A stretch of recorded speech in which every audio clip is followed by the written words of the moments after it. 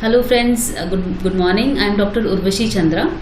I practice at Chandra Skin Clinic, Pitampura. I get a lot of hair patients in my clinic on a daily basis, and what I have been observing lately is that the number of hair patients are increasing day by day. So I would say that hair loss has now become an epidemic. Every second person, or I would say almost 80% of the population now has a hair fall problem. Either they are having just hair fall or they are having a lot of hair thinning. Baldness is also evident in many people. So why has hair fall suddenly become an epidemic? Why has it become so common? So I think there are a couple of reasons what I have put down on that.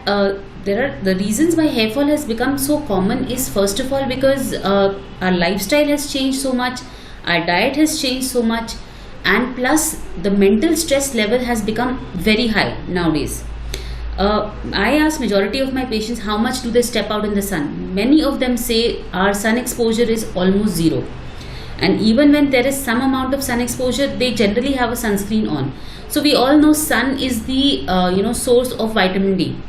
Obviously, if your sun exposure is very low, that leads to vitamin D deficiency. So that, I think, is a major reason. There are other reasons, like there is a sudden trend of gymming. Every second person I see is gymming. When they're gymming, all their nutrition is going into bodybuilding. Nothing is actually reaching the hair. And the amount of diet and the vitamins and minerals that should increase in your diet whenever you're gymming, that is not happening. People concentrate a lot on proteins, but they don't concentrate on other things like vitamins and minerals. That is another reason for the sudden hair loss epidemic. Plus, what I feel is that physical activity of all of us has gone down a lot, but mental stress has increased a lot because everybody is constantly on their screens. They are on their laptops, they're on their mobiles.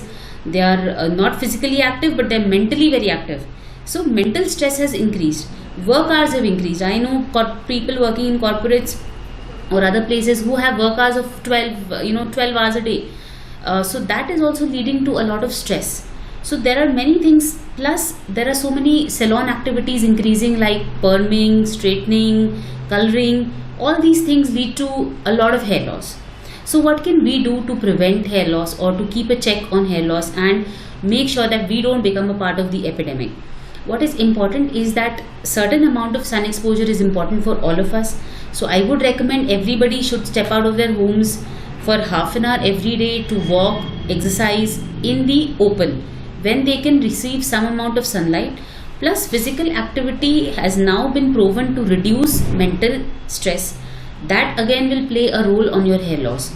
So if your mental stress goes down, obviously it will help with your hair loss. Physical activity also helps to increase your blood circulation. So there is more blood and nutrition reaching your scalp and hair. Also, we should try and refrain from a lot of salon activities. People experiment a lot. People will do straightening, people will try some masks at home, people will color their hair. For every event they will go to the salon for a straightening. For every event they will go to the salon for a hairstyle. So these things add to your hair shaft becoming weaker. And when your hair shaft becomes weaker, obviously the hair loss increases. Plus, we should focus on our diet. What I have seen is the younger generation is now too much into junk food, fast food, eating out.